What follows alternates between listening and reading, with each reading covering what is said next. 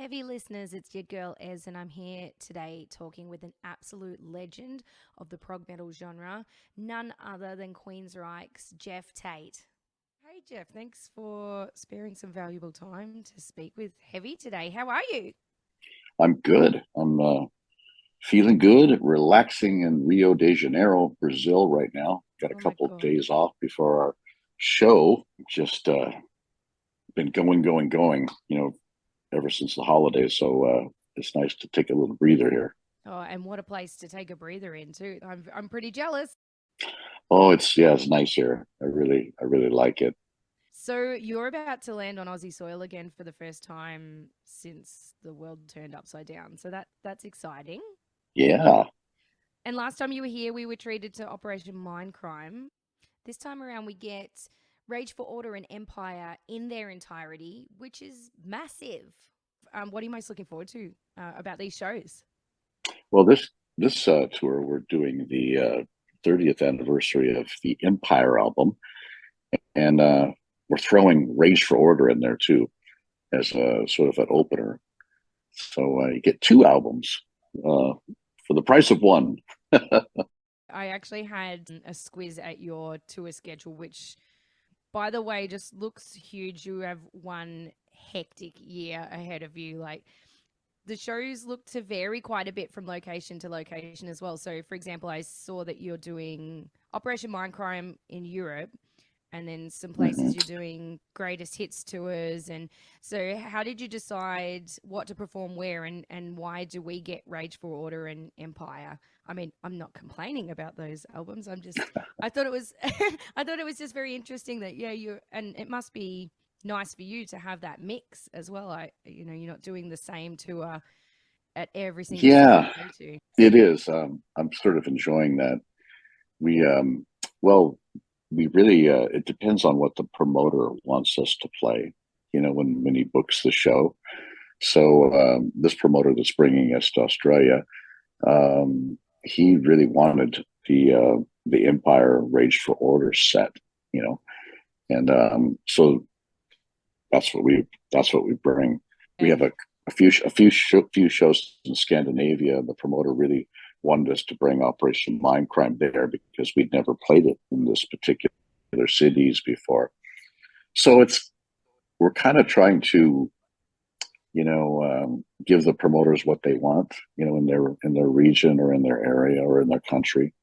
We performed the Promised Land album in its entirety in Belfast, Ireland, a couple months ago. That was really different Oh, because I hadn't played that album since 1995.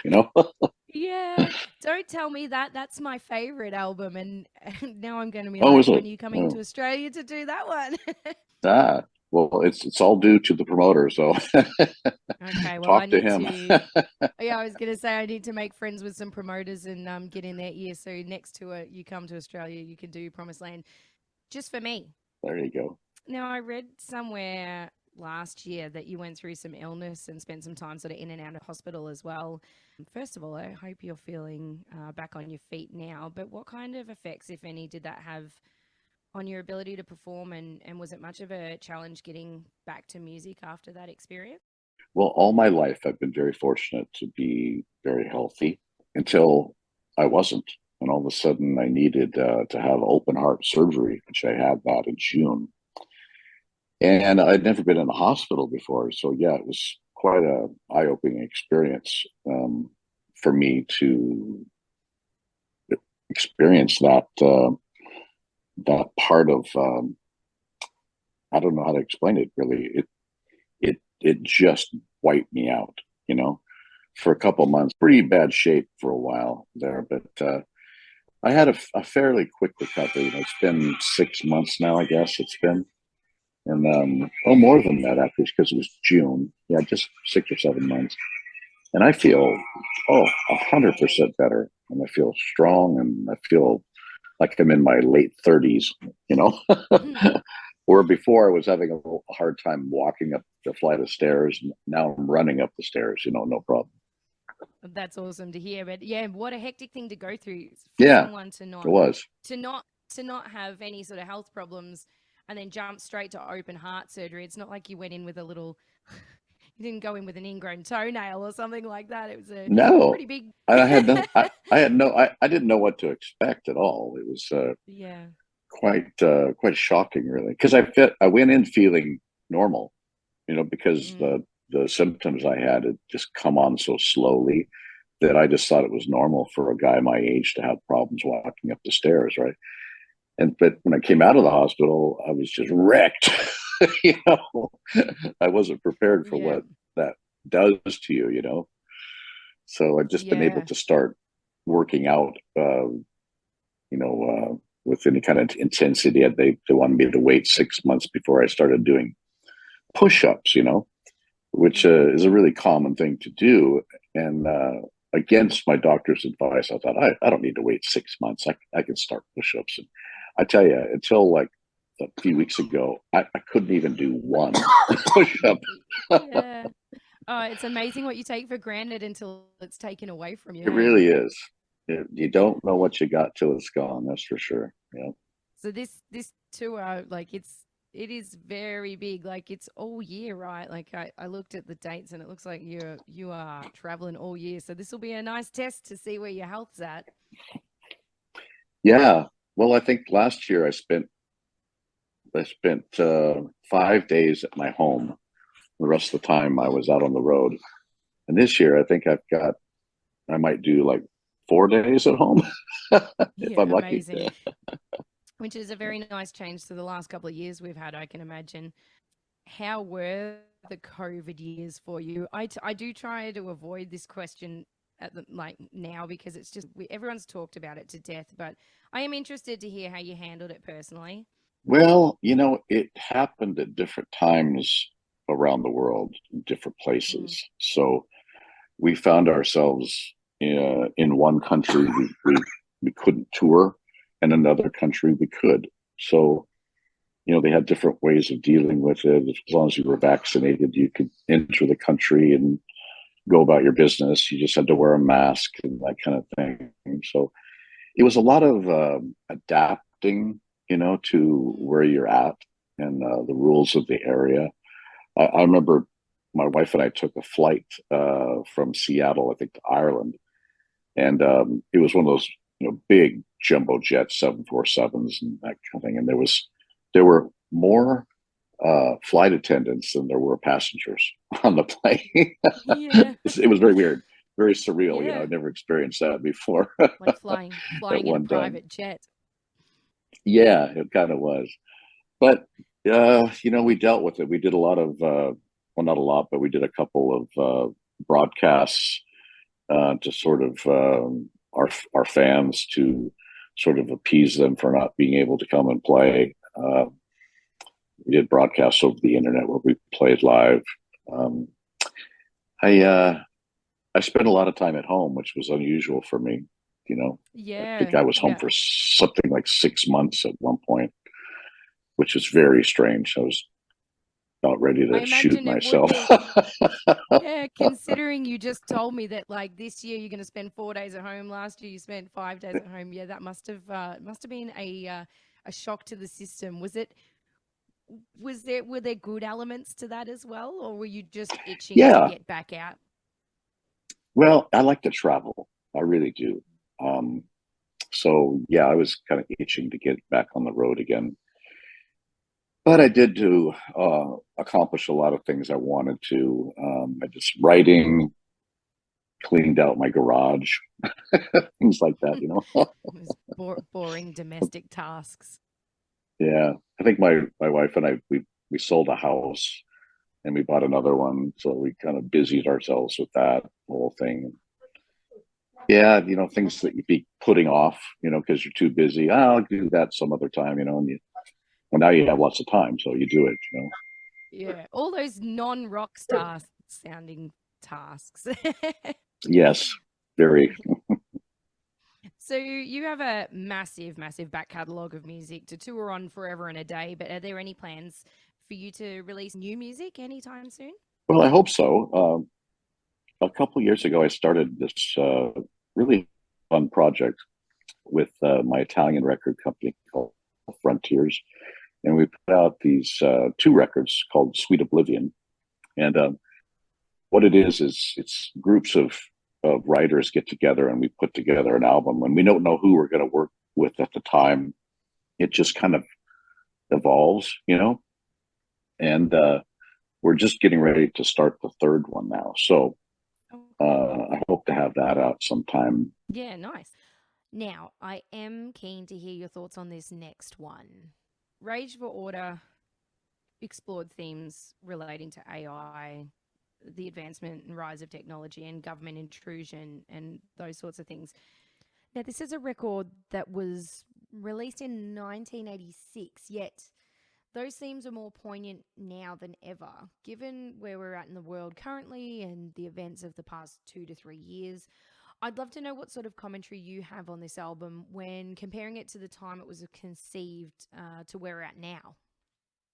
Well, the AI connection has been a subject that I've been interested in as a child. Um, all my life, we've been talking about robots and robotics, and we've seen that progress, in manufacturing. Robots manufacture quite a lot of our automobile craft and this kind of thing. So we've really seen that progress. And now we're seeing the progression in personal robots, and Mm. the AI thing with computer technology has really, really blossomed. And it's so intriguing. And I think in my left of my lifetime, we're all going to have our own personal robot to do our busy work, all the assistant stuff that we need help with, and we want to have more leisure time. So the robots will do the stuff that we don't want to do, and they're going to be really good, because our Mm. technology has really gotten amazing, in the last It's 20 years, especially. So I personally, I can't wait for it. I'm excited about it. I want my own personal robot. You ready for the rise of the robots? I am. Is there any part of what you wrote about on that album and that you've seen come to fruition in the last 20 years and just and felt a little bit smug like ha ha ha, I called that one? Oh no, I think we're what I was talking about on the album is robotics and AI getting to the point where um, the machines are have developed human characteristics like feelings and consciousness. And Yes. one stage, it gets very, very complex. You know, uh, Mm. I think we'll have. I think we as a human race will have to evolve quite a bit in order to have um, artificial intelligence that is on scale with us. Mm. Evolve to be able to It, handle it and to create judgment and jurisdiction over it. Yeah, because it's going to get very tricky and complicated at that point. And I was really interested in discussing that in some of the songs. I find that to be quite an interesting. and yet the thing that my brain goes straight to is the poor race of robots that we're going to create that are taking on these human emotions that are just going to end up lining up for antidepressant prescriptions and developing mental health issues as well. They're just going to pick up Yeah. all our bad traits. Well, hopefully not. No. What about the government intrusion then? Because obviously, all across the world in the last 2 to 3 years, that sort of just rose massively with lockdowns and mask mandates and all that sort of thing. And I know in my section of the world, we experienced one of the strictest lockdowns out of anywhere in the world. I know things were very Mhm. different over your way, and a lot of people refused to follow rules and stuck it to the man a bit. The Australians seem to just put our heads down and go, "Okay, yes, sir, no, sir, 3 bags full, sir." You know, um, was that sort of something that was, I'm almost my brain is almost trailing into sort of George Orwell 1984 territory. Were any of the themes on the album sort of in line with that kind of thinking, or? Oh, not as much as on later albums. Uh, Yeah, sure. Rage really focuses on the human machine connection or disconnection more than anything. But I know what you mean about the lockdowns and that kind of thing. It was really uh, in a lot of ways for all of our societies and how our society, the construction of it would work, in crisis mode. And Mm, this was a crisis. And, you saw how people would say, well, it's the government that's trying to put us down. And in a way, that's sort of flawed thinking because the government is us, it's the people. mm, We elect these people to help run things for us. And they were in this unprecedented situation where they had to make decisions, and they trying to get the right information in order to make a decision was a monumental task. mm. And mistakes were going to get made. There's just no doubt about it. And so you can't Yes. really point the finger at them and go, it's well, yes, it is, Yeah. but it also could you do better? I certainly couldn't. Mm. You know, it And certainly is this a wasn't impossible just situation. 100%, and it wasn't just one town or one state. It was the world. So it was very Yeah. interesting to watch how humans behaved in that situation. I just find it very interesting because I also did an interview with an English band called Threshold, who have been around since the 80s as well. And they also had an album around the same time that explored similar themes. And it's very intriguing to me to think that, 20, 30 years ago, musicians, creatives were discussing these sorts of topics. And then here we are sort of living through it like it was just a creative idea back then, but it's all Mm-hmm. unfolded and developed. And I just find it very intriguing, and particularly since you're coming over to tour that particular album that sort of um, explores some of those themes.